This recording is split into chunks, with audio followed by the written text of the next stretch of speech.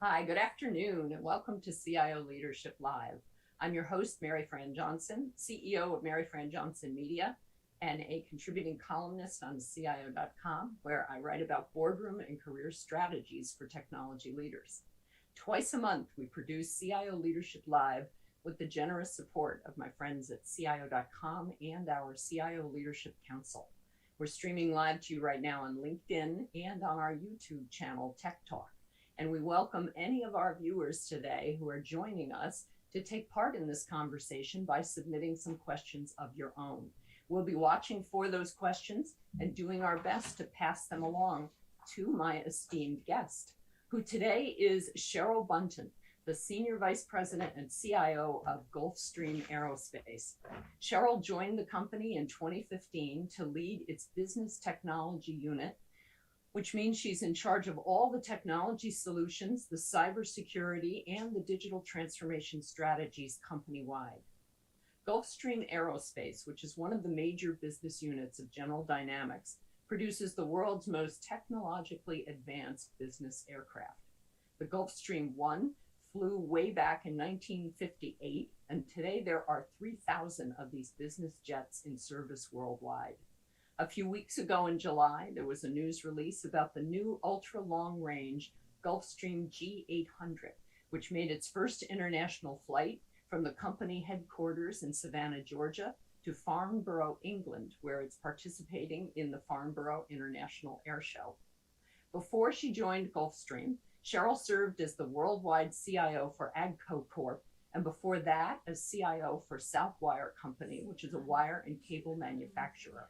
Her previous executive roles include serving as a general manager for an SAP consulting firm, and she also spent more than a decade with then AT&T's Capital Corp's industrial finance business. So she is a very experienced executive on both the technology and the business fronts. Cheryl, it's great to have you here today. Thanks for joining me. Thank you. I think that's a nice way to say she's very mature in her career. You're very accomplished in your career, and if that requires a certain amount of maturity, then we'll take that, right? Fine. Okay, let's start out with tell us about the big picture view of how Gulfstream's business has been doing. And as a spoiler alert from the research I've done, it's pretty well booming during the pandemic. So talk about how that's been happening. So I won't comment too much on it, but if any of you have flown recently, you know what kind of disruptions are happening with a commercial aircraft, and just everything that goes along with a pandemic.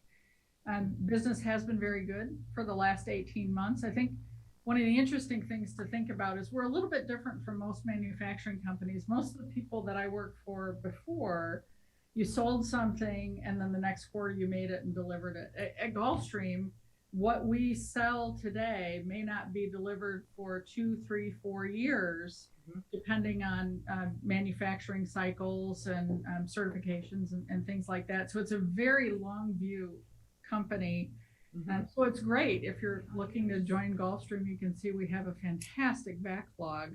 It's a really good time to join because we know where our business is the next 5, 6 years. Yeah. Well, and you surprised me when we were getting ready for this interview by explaining that you only produce 120 of the business jets per year. So you're not a CIO who is thinking about revenue generating from the IT standpoint. Talk about that a little bit. You know, each of these aircraft is extraordinary. They're custom on the inside, and you know we serve not only the business jet customer, we also do work for different militaries, heads of state around the world. So every one of these is different, and we will actually produce more than that in 23 and 24. But it's a very different kind of manufacturing environment. You have some of the same things where how fast and how efficiently you can accomplish something is the same, but when we create one of these aircraft, it could be in service 30, 40 years. Yeah. So it's an extraordinary manufacturing journey, one I love very much. It's been great to be part of. Well, and you have, as long as I've known you, I think back to your Southwire days, you have always been a manufacturing frontline kind of CIO. I still Yeah. remember a story you told me about driving around in one of those enormous farm machines with your hard hat on. When I was at AGCO, it was actually one of my favorite parts of the job. I used to go to different plants around the world, and they'd let me take out the biggest tractor on a test track. They don't let me do that with the airplanes. I know. Every time I talk to you, I'm like, well, why don't you just jet up to Boston? Surely they'll like lend you one of the jets, and it doesn't work like that. I It doesn't know. work like that. No. Well, let's talk about how the digital models, the digital transformation work that you have been doing probably since 2015, when you really think about it. I'm 7 years in. But over the last 2 to 3 years, there have been all kinds of pandemic related difficulties around this. How have these digital models, what's been important to advance or adapt during these last 2 years? I've heard the period called the Great Uncertainty. Great something, for sure. Yeah, the great something, and none of the words are good, right? There's no happy words there. Yeah. So a couple of things. You're right. I've been here for almost 7 years now. It feels like home. The first thing we did. So I was brought here not only for digital transformation, it was a little bit pre-digital transformation, but the idea of building truly enterprise class IT at Gulfstream. And the first area we focused on was the base, right? So the infrastructure, the cyber, making sure that was ready. And then you start talking about how do we transform the way that we work for our applications and things like that. Mm-hmm. So we did much of that by 2018. And then it really became, now how do we transform the way that we work, particularly on the shop floor and service? You know, everything that we do is customer centric, making sure that our customers have a great experience, either in the aircraft that's delivered, their time with it, how they interact with us on our customer support side, and trying to make that a better experience. Now, we had a fair amount of legacy debt, and we've been working through that. And something I'm sure we'll talk about later, what we really tried to do, my team and I, was to look at, we know where we are today, so let's call that box A. And we know where we want to go, box B. And we really need to think about how do we execute well, is how do we get from A to B? Because you can't just go, okay, give me $100 million in 5 years and I'll get back to you with a lovely digital environment. That's not the way it works, right? Yeah. So we have to think about how do we do things between now and then. And that's where we came up with the idea of what we call the agility layer. And that's really, it's not, I have referred to it in private, it's not private, as the fake it till you make it strategy. But it's the idea that you put a front end that maybe collects 8, like something we're rolling out actually Monday, called our Completions Digital Manufacturing. It's essentially a cockpit that takes 8 systems that are disparate, puts them all in turn into a new digital front end that makes it so much easier. It's got a modern user experience. People don't have to sign into all the different systems. Everything ends up in SAP. So you end up with a completely different experience, and it affects 2,000 people. Yeah. And these So are, roll it into our green aircraft production area, it could affect another 4,000 people. So that's the kind of thing that we've been focused on. And the great uncertainty, as you called it, I would say the one silver lining of that, maybe two, that we'll talk about another one later, is I think it moved our digital adoption forward about 5 years. yes. Because everybody had to learn how to use Teams. And once you start with a different kind of collaboration tool, and you say, and you can point to and go, that's digital. When we talk about digital, that's digital. And that works out pretty well. Yeah. Well, and I've heard versions of that stories, I think, from almost every CIO, every successful CIO that we've talked with over the last few years. And I think it came down to kind of the beauty of not having an option. It wasn't like, oh, get to know how to use. And you have to. It's much easier to choose. Right. That's right. Well, necessity, mother of invention, all that sort of My favorite saying. Yeah, I know. Well, and one of the things when we talked earlier, you mentioned that there is with your boss and with your other business colleagues at the SVP level, there's a real understanding of what it takes to do a truly digital transformation, and not something that just applies to the business technology group, but Right. for the whole company. I think, you know, with varying degrees of acceptance slash understanding, my boss absolutely, you know, and I think the current labor challenges have again acted as an accelerator. Mhm. With our growth pattern coming up the next few years, we had to hire a lot of people anyway. Yeah. But with the Great Resignation and some of that kind of stuff, you end up having to bring in a lot of new people. Mhm. And if you can do that with a user experience for the applications that they use every day that is far more intuitive and far more like what they're used to in their commercial or in their consumer experience, it's a lot easier to get someone to that effectiveness level Yes. without draining all of your longtime talent trying to bring a bunch of newbies along. So Yeah. again, that understanding that the benefit of fresh digital user experience that's similar to a consumer experience, I think has been a real motivator for Yeah. people.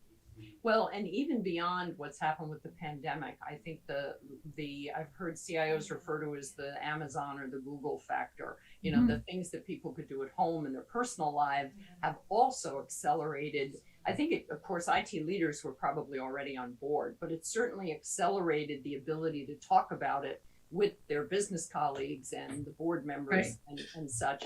I definitely want to get back to the agility layer, because I love anything with a title, and that just sounds really cool.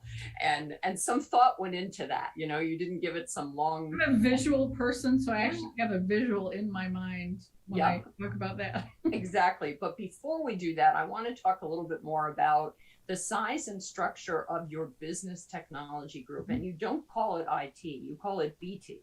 And Yes. that obviously is a conscious choice. So talk about talent retention, acquisition strategies, how they've been changing, and just sort of your view on all that. Well, what I would tell you is I'm very, very fortunate to have an extraordinary leadership team that honestly, thank God, they've all stuck with me. It's a great group. We like to say we're trauma bonded from how we built this place starting 7 years ago. Some of them were here and got promoted. Some of them came from the outside to work with me. And I think it's been an extraordinary journey that we're on. And I think one of the major things that we want to think about is how we deliver going forward and make sure that everything that we do makes sense for the business. In terms of structure, I have 3 application teams so that they're dedicated to certain parts of the business. We have one that focuses just on our engineering and innovation and flight group, all the sort of PLM kind of stuff. Bar none, best PLM team in the business. We regularly get rated. They're extraordinary. I have PLM is product lifecycle management. Yes. For those of us who didn't grow up in the manufacturing environment. Sorry. Yeah, no, that's okay. So we have a highly engineered product. Something like 2,500 engineers in the organization across all the different parts of the business. I have a fantastic global infrastructure team that has built a great environment. We do almost everything in source, so we manage our environment. My information security cyber team is again second to none, and I feel very fortunate that all these folks have stayed with me through some very, very difficult years. I have a great Power BI reporting and data team, and I have a great portfolio manager. So it's something that makes me happy to come to work every day. Yeah. Well, and every time I talk to you, you are just bubbling with all kinds of new projects and things going on. I mean, I hesitate to label it this way, but you have so much fun being a CIO. Oh, very true. I think that's why it's so much fun to talk to you. Not all the days are fun. as you know, my hair has turned gray in the last 9 months. I call it my Putin gray, so it's not all fun and games. Yeah. There are many nights I don't sleep in the middle of the night from like 3 to 5 is my wake up time. Mm-hmm. But it's still really fun. Yeah. Gulfstream is a great cultural fit for me. I enjoy it very much. It's felt like home. AT&T was my first home. Yeah. AT&T. My career, I was there Yeah. 14 years, and Gulfstream is the other one. So Yeah. it feels good to be here, and there's a lot to do. So Yeah. I'm Well, never bored. I also love that you started out in business. You actually started in sales at AT&T. Yes, I did. Corp at the time. 22, love right it. out of college. Yeah, and I love that you went from a business roles into IT, and you loved it so much you stayed. Yes, I actually consider myself. I referred to as accidental CIO. Mm-hmm. Southwire asked me to become their CIO. I'd never thought about being one. Yeah. And I told the guys when they interviewed me, I said, I've never been one. And they said, oh, we think you can figure it out. And it's my favorite thing I've ever done. So Yeah. Yeah. And I've had so many conversations like that with CIOs, especially ones who think they want to do another senior VP type role. Like Right. they decide they want to be the senior VP of supply chain. And supply chain can nobody be wants to be that right now, Mary Fran. No, that's true. That was probably a bad example. But they often get over into supply chain and they find out that it doesn't have the frontiers of new technologies and things Right. emerging. It's an operating role, very much Yeah. so. And of course they're good at it and they get in, and I think they just get a little tired of not having anything exciting on the horizon. Yeah. And of Yeah. course, these days, those are the people that are probably up from 2 to 5 a.m. Oh, man. worrying about stuff. How much has that affected you at Gulfstream from a supply chain difficulty standpoint? What are the issues that are those the things that are waking you up at 3 a.m? Oh, it's always cyber. That's why I'm awake in the middle of the night. Oh, okay. I mean, I'm only going to comment from a business technology perspective. Obviously, it's been a challenge. We've done some strategic things like moving to more Citrix and getting away from, the powerful laptop on every desk. But the challenge is right now getting anything, access points, servers. So, we're used to being able to have safety stock at a variety of different suppliers, and our partners always took great care of us. We could need something and get it within a day or two, and now it's months. I had somebody give me there was something big we need to do, and they gave me a timeline of 42 weeks. I'm like, at that point, let's not call it weeks, let's just say a year. Oh, wow. Yeah. So, it's the way it is. So you have to plan with an even further horizon. And I really hope it'll get better, but I don't think it will for another 18 to 24 months. Right. Yeah. I know. I think right from the beginning of the pandemic, maybe it was wishful thinking, but we've basically gotten the wrong guesstimates on everything.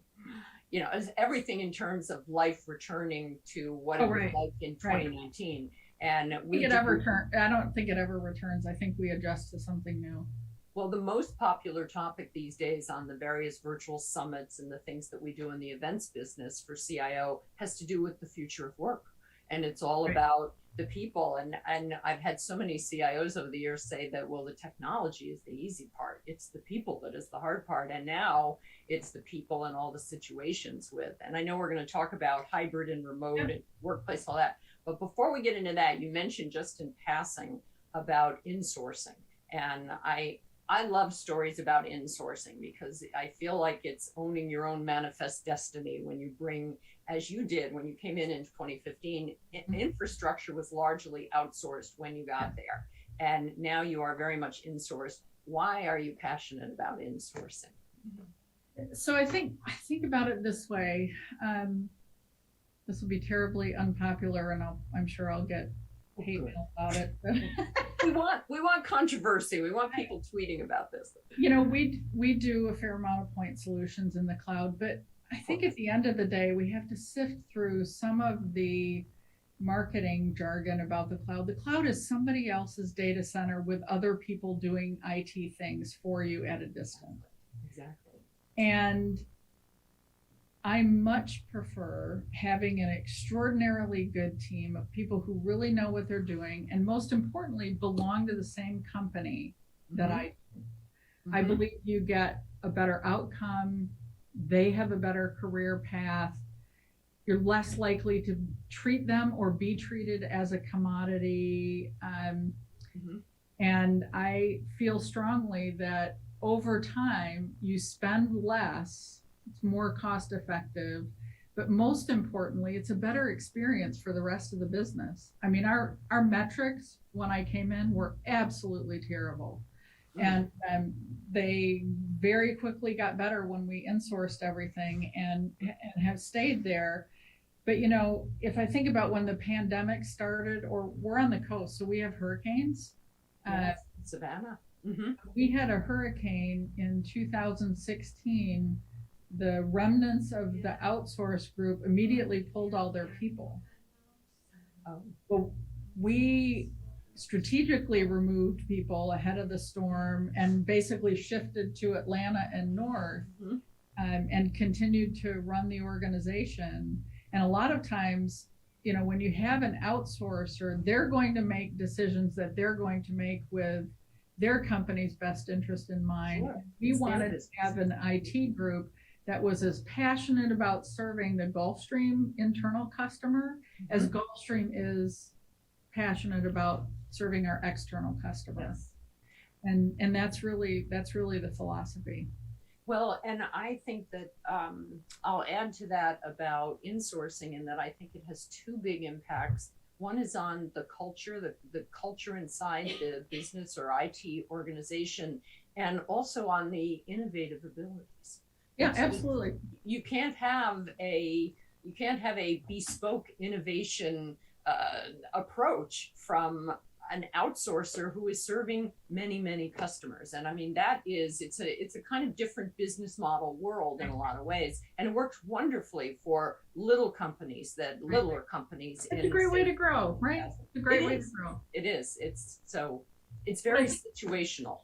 you know Yeah. what, you're right, Mary Frank, because if you think about it this way, if you go into one of our hangars, which by the way are all air conditioned, Oh, thank if you God, go right? into, right, if Mm-hmm. you go into one of our hangars and you see these incredible aircraft being built, and you see the kind of work that goes into it and the level of commitment and quality and detail and just the sheer beauty of these things, you have an appreciation that you take back to your support work and say, okay, Mm-hmm. what can I do to make this easier? What can I do to make this better?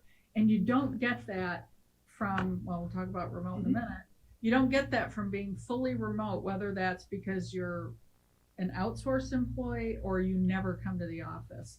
And I think it's that connection to what we actually do and what it's like to be on the shop floor and actually experience what our people experience. Mhm. One of the biggest challenges we have, if you think about, so anybody that does infrastructure, you have, say, wireless access points up Mhm. in your ceiling. Okay, now do it with long metal tubes that have planing surfaces called wings on the side.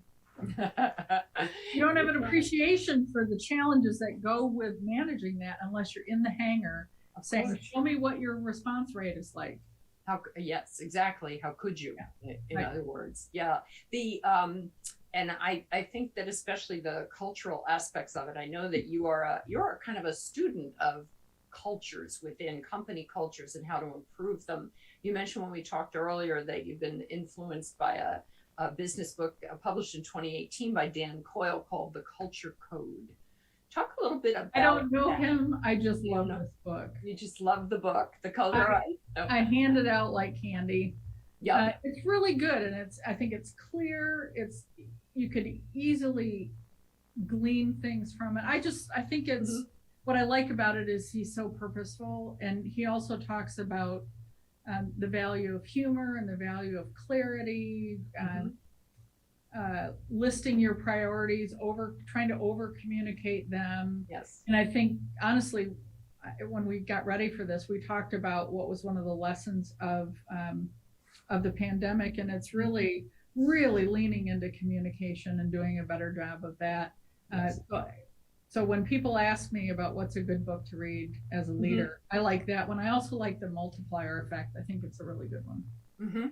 The I have a Cheryl Bunton quote now that I'm probably going to be quoting in the future, where you said that really that's the first response, the communication aspects, the first responsibility of a leader is making sure people can work together and become a team. Absolutely. And that's actually a pretty good segue into talking about hybrid and remote workplaces, because the future of work, as we've talked about with numerous IT leaders over the last 2 years, is very much going to be a mix of different factors. Let's talk about how you do that with your business technology group today. There's some jobs like programming and some of the technical jobs that absolutely can be done 100% remotely. But how do you approach it for Gulfstream Business Technology?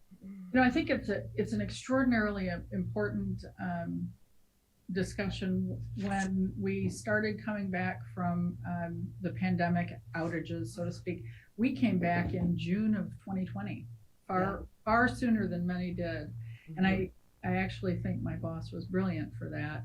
It was great foresight, because the longer people are home full time, the less they want to come back. And I get that, I understand it. But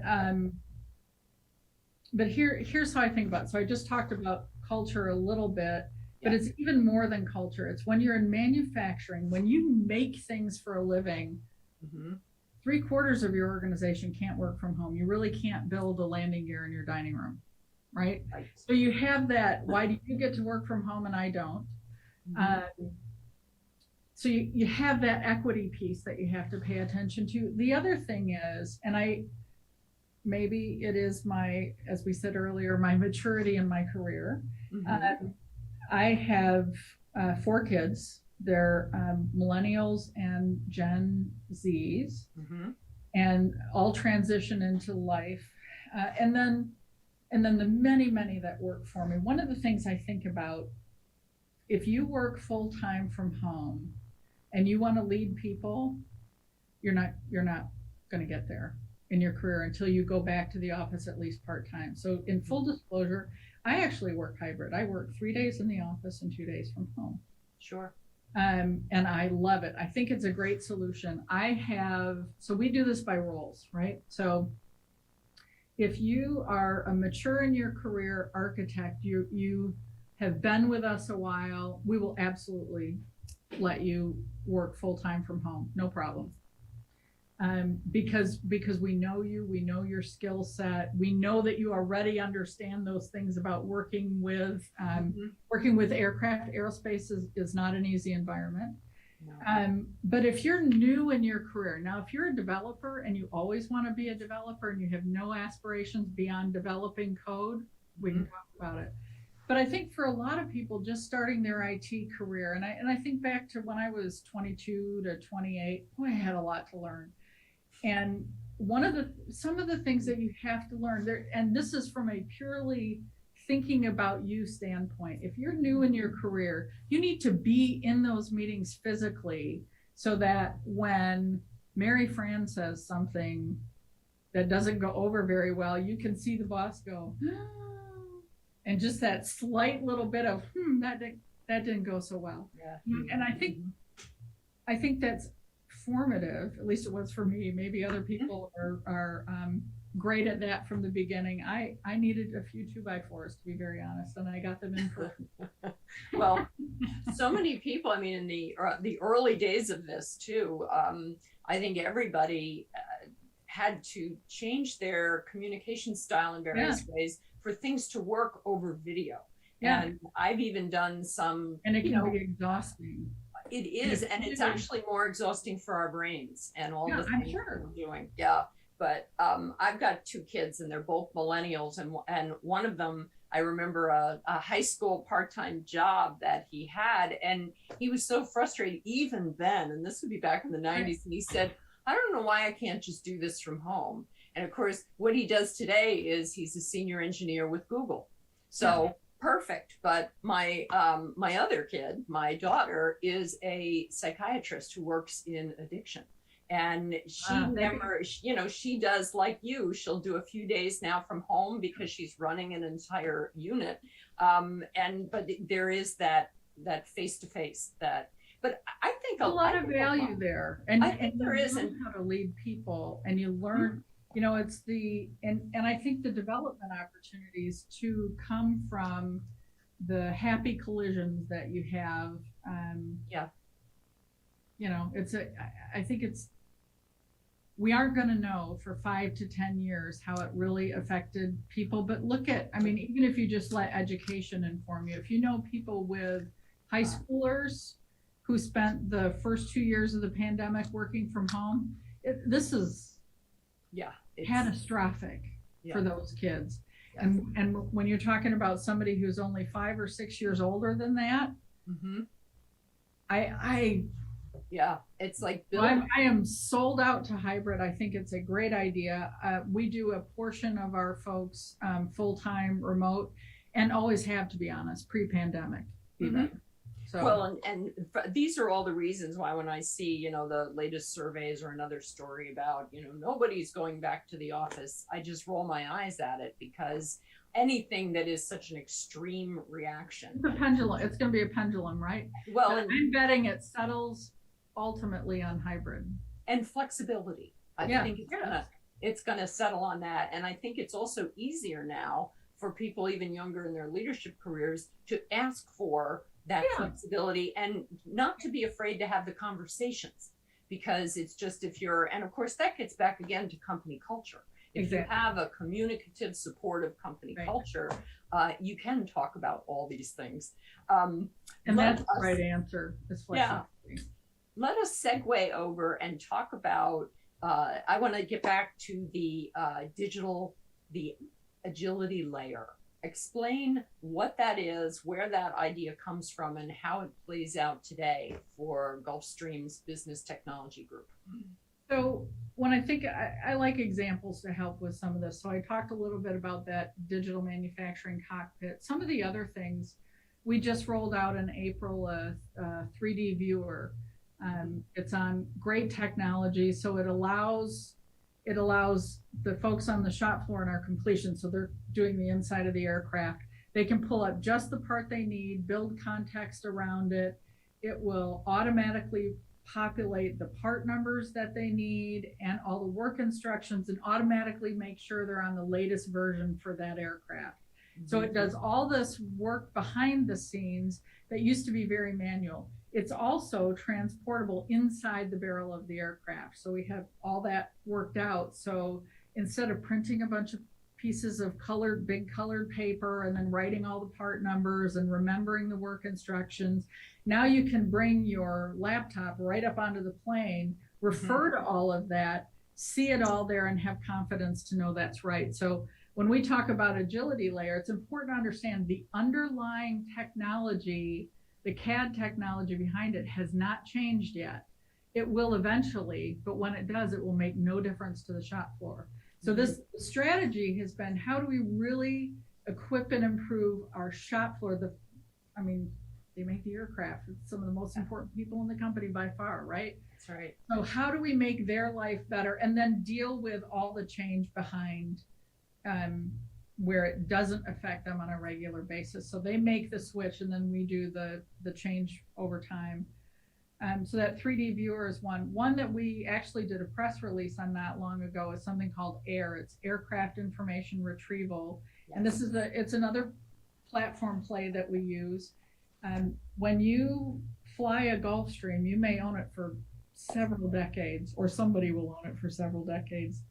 We actually have a responsibility to the FAA to retain all of the documents related to that specific aircraft number for 50 years. So if you're in IT, think about guaranteeing that the file you have today can still be read 50 years from now.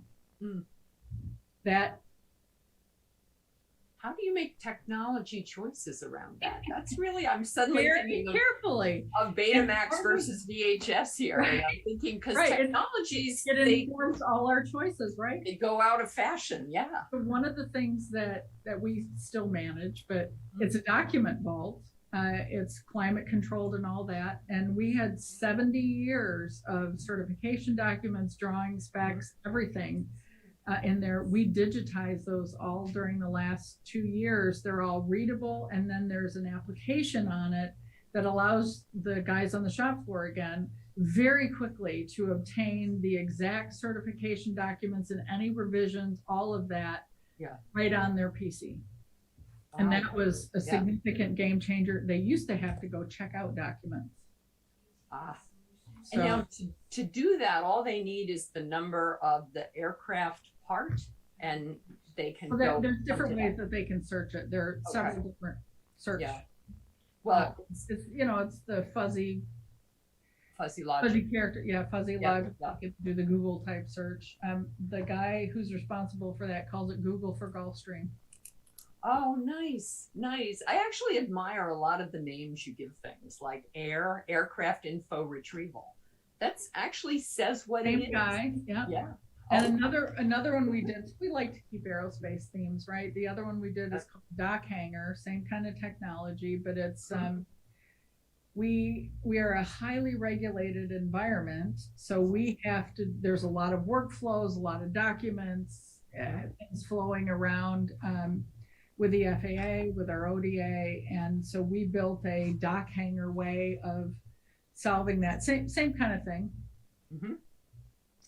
The truly digital transformation in that we replaced an old MES and put in a new MES. That's still in flow, but people get the benefit of the user experience before they go through the whole hassle of getting new applications up. Well, and you had mentioned earlier that, and like I think most CIOs at big corporations and companies, this is a very long journey in moving legacy, and whether you're moving it into the cloud or whether you're just modernizing it, that technology debt, I don't think we ever get to zero the checkbook out on technology debt? I don't know.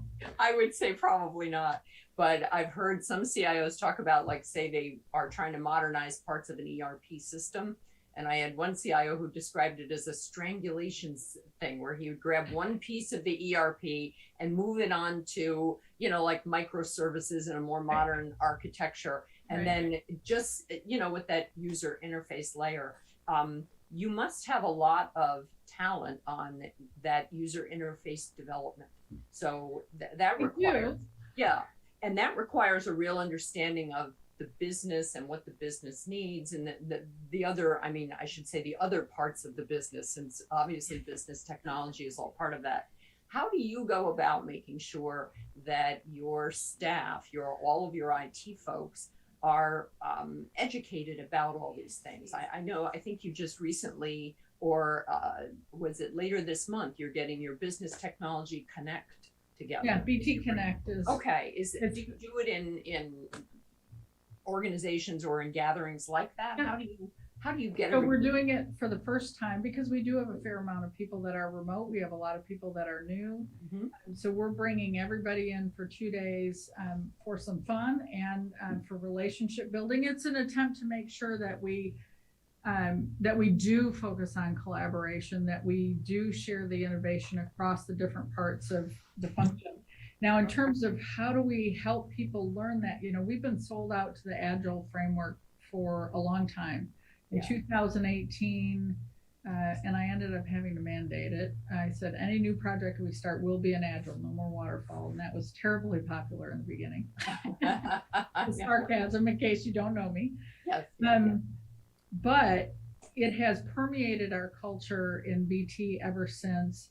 And if you truly follow the Agile framework, you end up having to learn what the business wants. And it's part of why these different applications that we talked about have worked so well, because we have a business product owner. They manage the backlog. We really do sprint retrospectives, and it creates a terrific environment, but it also really drives that collaboration on the shop floor. Show me. What do you mean? Your story is this. What are you talking about? Show me.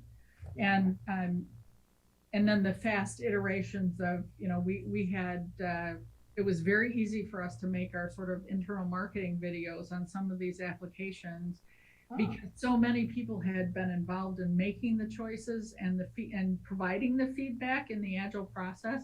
Yeah. And we had some business people talk about agile Mm-hmm.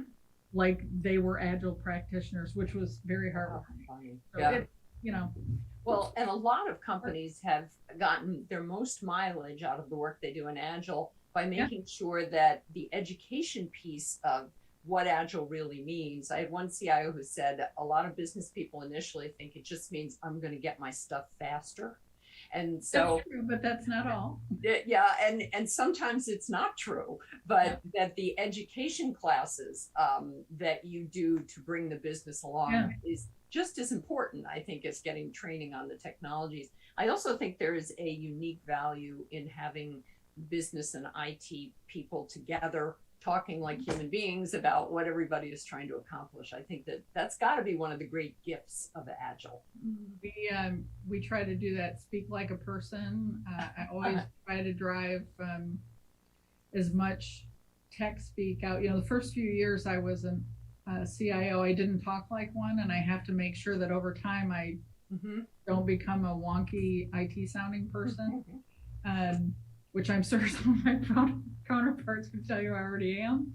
No, I don't think. But it's I think it's a intention that you have to have is that we're gonna speak like people, and we're going to interact in a way that's as clear as possible.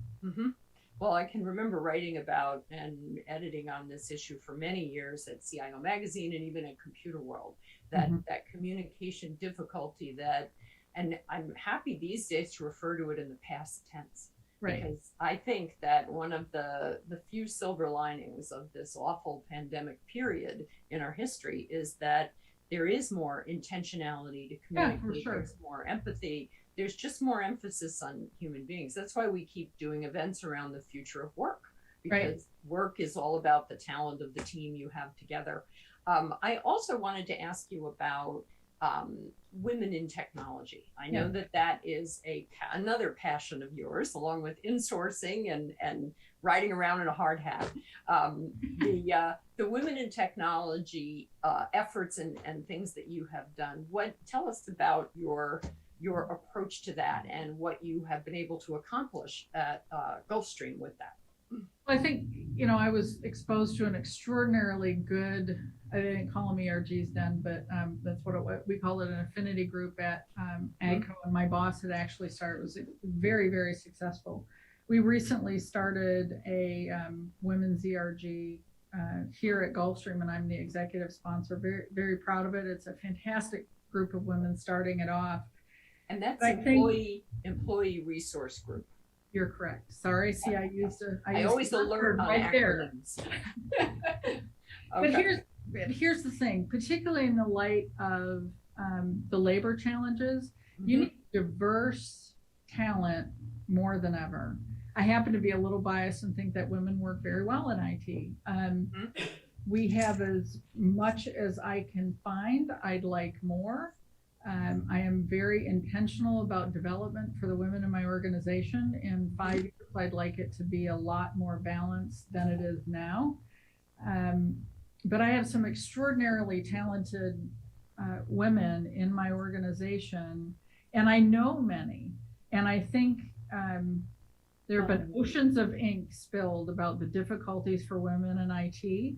And I guess the thing that I would say, the CEO of GD is a woman. She's extraordinary. One of our largest business units is run by another extraordinary woman, and they're very inspiring. My boss has been terrific about bringing women onto the leadership team, myself included, and never made me feel like it was because I was a woman. And I hope that it is very different for the next generation of women, the ones that are coming up now. I spent most of my career as the only woman in the room. Yeah. That's a hard place to be. And so it's something that if we are intentional about, it can be different down the line. And I think we need to do that. I think we need to share our experience, make sure that opportunities are presented to people, and that we really lift women up. Sometimes in the past, I would see women who got to a certain point in the organization and pulled the ladder up behind them. I don't think that's Right. a good idea. Yes, and I'm very grateful to say that I've only met one or two women like that pull the ladder up behind them, Same. and that you know But you there don't had forget them. there and it was a woman publisher that we had at Computer World who moved me into the editor-in-chief position there back in 1999. So I'm totally dating myself, but Computer Right. World had never had a woman EIC before. And it's, you don't even spend much time. Open EIC, Mary Fran. Editor-in-chief, there I am I'm dropping editorial acronyms. Fair play on your part.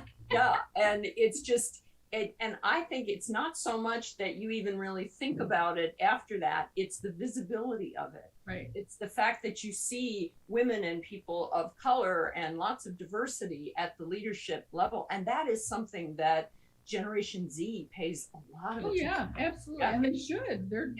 They They have absolutely. the opportunity to drive a lot of change. Yeah, and you have, that actually reminds me to ask you about your internship programs. So how do you go about doing that in business technology at Gulfstream? Do you is it part of the General Dynamics internship levels, or how does No, that we do it as Gulfstream, and we have quite a few interns. So we have interns, but we also do a lot with co-ops. Mm-hmm. So we actually have the co-op program. It's very heavily used in our engineering environment, but we do use it in business technology as well. And that's where, if someone's going to a 4-year college, they'll go 3 years, work with us, and then they'll spend their junior year working directly in the business. We pay them, of course. Of course. And then they go back and finish their senior year, and we hire many of those folks. Yes. So it's a mature program. I think it's a great way to get to know a company before you hit the job market. And it's something we have a pretty good rotation around. It's got to also be a great way for younger people to observe leadership in action, to see why it makes a difference to be in the room, to be able to have the face-to-face conversations. I think it must open everybody's minds to possibilities that they hadn't thought about. I think riffing on that a little bit, people need people. We're made to be in relationship with people. Yes. And just like a long distance relationship is hard, possible, but it's hard. I think having some of the benefit and the innovation and creativity that can come from a little bit less stressful environment, a couple days, 2-3 days a week, is different than never being around people. And I think that will play itself out in mental health studies over the years. I agree. Well, and I'm reminded too, with your upcoming your Business Technology Connect, your BT Connect gathering, that one of the things you're going to be talking about, you have a whole series of innovation topics. Yes. And I had a note to ask you about the emerging technology trends, the innovative things that you and your top people are keeping a special eye on today. What are the trends? Are they related around AI and data? Is it blockchain, cryptocurrency, that kind of thing? I don't want to talk about crypto. I'm not. You're going to have someone who wants to show up and buy one of those jets with cryptocurrency, I'm sure. So no comment. No comment. Okay. I think there's a couple of things there. Of course, like everybody else, we're looking at AI and ML, and those are very interesting. We'll find applications for those, but really for us, what you have to make sure is that you're not always chasing the next shiny and not doing your duty around the digital transformation that exists already. We have a easy full plate for the next 4 years. And that is really our focus, because otherwise you can distract yourself on we want to do this. So we often get asked I've seen this shiny, I'd like to strap it onto what we're doing. And we say, we need to dedicate our time, treasure, and change management to getting transformation done. So we get off 22-year-old applications before we, You can't strap a jet engine onto a little red wagon. You have to make sure that you stay dedicated to what your focus is, get through it as quickly as you can. Now, we always have people that are, looking at XR, and we've done a fair amount of those kind of test cases, some that went well and some that didn't. So we do have a group that continues to try to work on those things. But if you bet the farm on that, you will miss the point of, thousands of people on a shop floor trying to get their work done, and they can't get a decent signal, and it takes 30 minutes to load a model. That's not okay. Yeah. Well, you have to balance that. Augmented reality and virtual reality, that plays a part in what you're doing in technology at Gulfstream. It does. We have done some there, and some has turned out really well, and some the form factor fell apart, and all our work was lost. Okay. I mean, good learning, but I don't think a lot of the form factors are really mature enough to go onto the shop floor in a way that spreads. Again, I'm not trying to equip 5 people. I'm trying to equip 5,000. That makes a very big difference, doesn't it? Mm-hmm. Yeah. Do you follow or pay attention to specific areas of the startup community around aerospace and that sort of thing, like in the venture capital area? No, I really don't. I know a lot of CIOs do that. To me, that's the work of our other business units. I think, I don't know, it makes me maybe an unusual CIO. I'm not trying to create revenue. I'm not trying to find the next greatest thing that should go on the airplane. And that's part of why I like the business technology. I am not the CTO for the organization in terms of product technology. My laser focus is on how can our business technology serve the overall mission of Gulfstream. And that's 100% what I focus on. I don't. Yeah. Well, and I think every time we've talked with each other and I've interviewed you on stage over the years, that's always the back in the Wayback Machine. In the Wayback Machine. When we did things in person. Yes. Well, we'll do them again. I'm giving a talk in October for a group in New Jersey, and we're doing things in person. It's coming back. But that's always the impression that I've gotten, that kind of laser focus and that that intentionality about understanding how to keep advancing the business. And maybe a suggestion I have for CIOs, I don't know, maybe it's just me. I don't do the award circuit. As you know, it's very hard to get me to interview. I know. This took me 2 years to get you on camera here, so I understand. Yes. My job is in service to Gulfstream, so it's that's where my focus is. I'm not trying to get my next job. I'm not trying to win an award. Well, but I always like to point out that CIO 100 awards are not for you, they're for your team. So my team already knows it's awesome. They are extraordinary and very resilient. Honestly, that's a shout out I would do. I think my team has been incredibly resilient. I have a fantastic team. Yes. I'm only as good as my team. Well, and it could, to throw some, not shade your way, but to throw a compliment your way, I think that you tend to attract and keep people that way. So my final wrap-up question for you. I know you don't take praise easily. I don't want you to hide under your desk while I'm praising you. What have some of the unexpected challenges of these last 2 years, what have they taught you as a leader who already was pretty good going into this? And what kind of things have you learned, or what sort of revelations have you had to yourself that have changed you as a leader going forward? So I think one of the biggest things is I was raised by Stoics in a Stoic culture. And just tough it out. My children would provide that feedback on me as well. And I think I've learned, like many of us, it's really important to check on people. Amy Gilliland from GDIT calls it, "How are you really?" I think that's a good way to do it, particularly for folks that are new in their career or newer to the company that don't have that network to rely on. But we need to check on people. We actually ask people to participate with their cameras on and things like that, partly because I'm not gonna lie, I have a maternal streak. I want to make sure they're okay.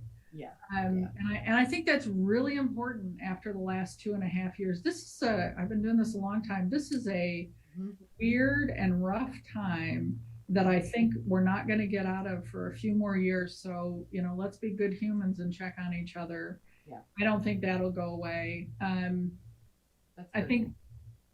think maybe as leaders, certainly myself, more humanity leaks out a little bit, and that's a good thing. You also see when people are under sustained, long-term, incredible pressure, you see who's really a good leader, Yeah. who maybe needs some coaching, and that's Okay. so that's another silver lining. I think the last answer I would have is, boy, find some humor in the dark times. It's always there. You can, sometimes it's the funniest, let's be honest. Yeah. Um, Well, it I